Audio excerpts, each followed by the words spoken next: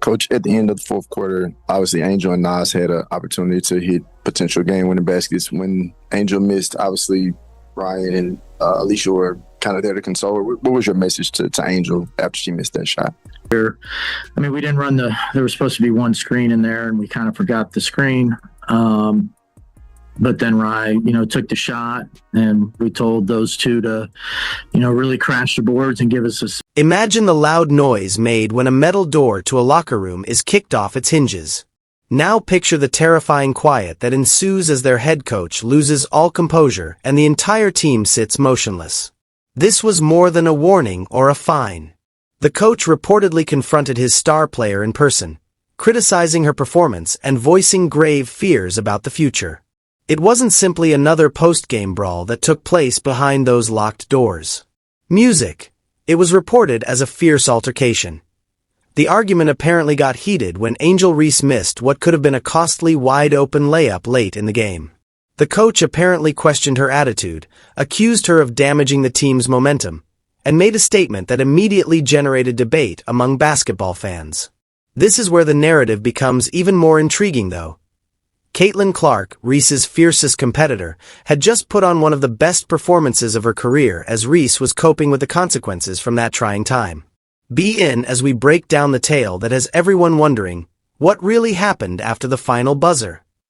If you want to be up to date on the latest developments and reported specifics surrounding this dispute, hit subscribe. We must return to what transpired on the hardwood in order to comprehend the scope of this problem. This game was meant to be a demonstration. Fans watched in anticipation of a game between two of the biggest names in women's music basketball, as networks had been promoting the event for weeks. Instead, they had a game that concluded with a single, memorable error and a great deal of fallout. She can get to the rim. They're just not prepared for it. She does it pretty effortlessly, and she finishes at a high clip as well. I've said it. I've been beating the drum. Caitlin Clark this season has showed that she is an elite three-level scorer. No ifs, ands, or buts about it. Now, before we get to the highlights, let's take a look at the box score.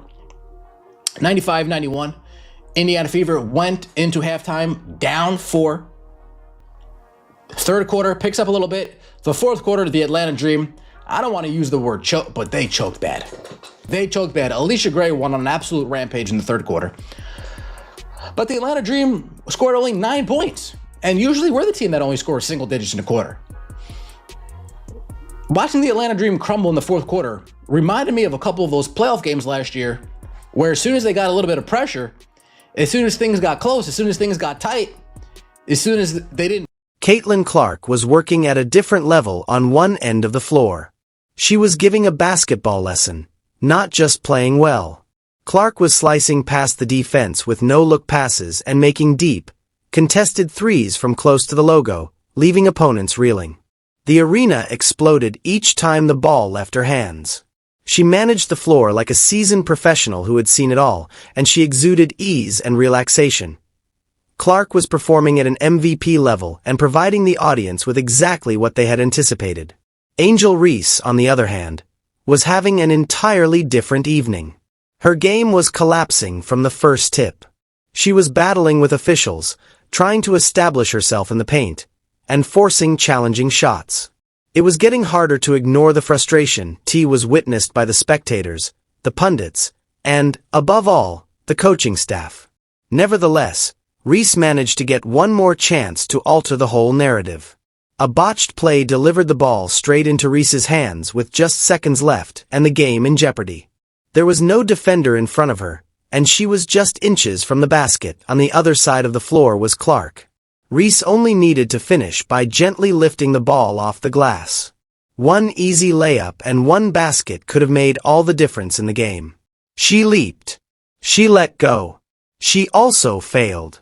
The final buzzer reverberated across the arena as the ball smashed off the hoop and bounced away. She had not simply lost an opportunity. With everyone in the arena watching, she had lost a vital chance. The arena was silent for a moment. The reaction then erupted. Caitlin Clark was seen by the cameras grinning as she walked away after winning.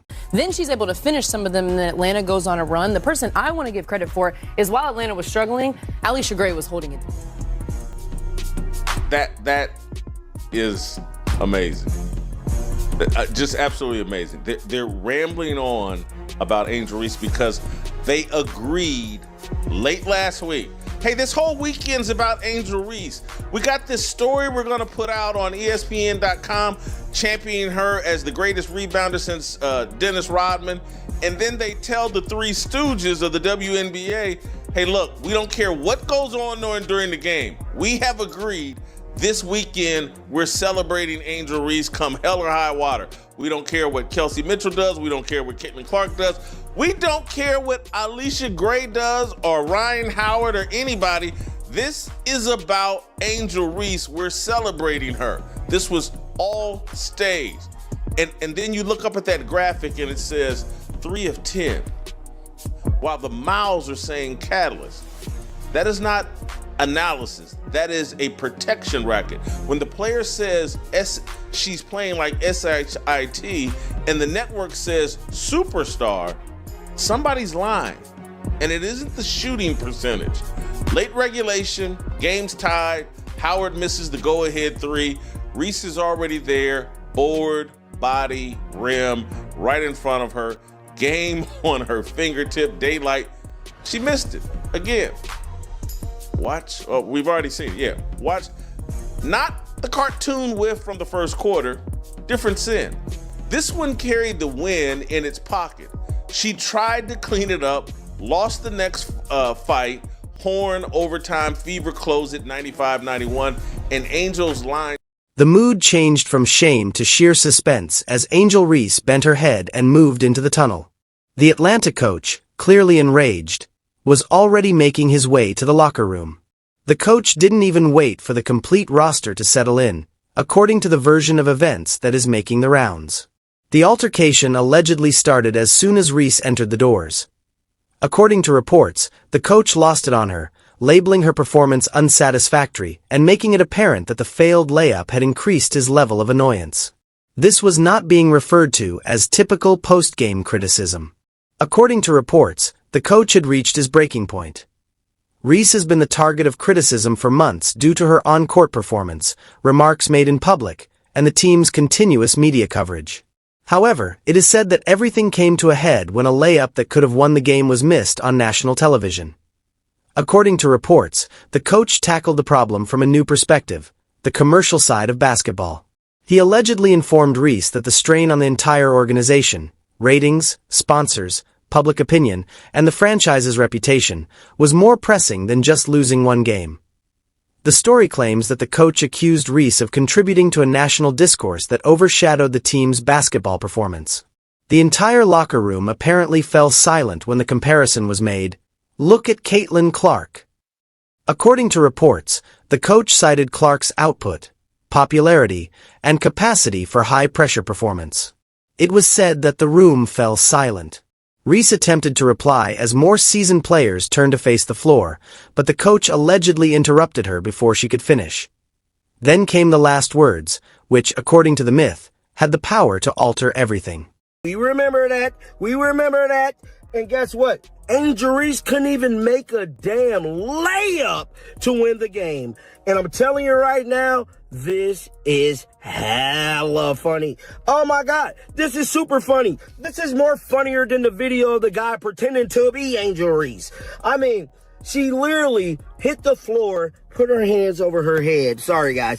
Hit the floor, put her hands over her head like, oh my God, I messed up. Yeah, you messed up real bad, Angel. Real bad. But let's pull up the meme right now and let me show y'all this. So DraftKings was the one who reposted this. They said Caitlin Clark laughing at Angel Reese, bruh, after the Angel Reese missed layup to win by a buzzer beater. The rivalry is definitely still alive, bruh. And I'm here to tell you, this is the face of defeat. I'm telling you right now, Angel Reese is defeated. And one thing I always tell you guys, y'all should know this. The internet will give it, and the internet will damn sure take it away. Y'all ever heard the saying, at this moment you knew you messed up?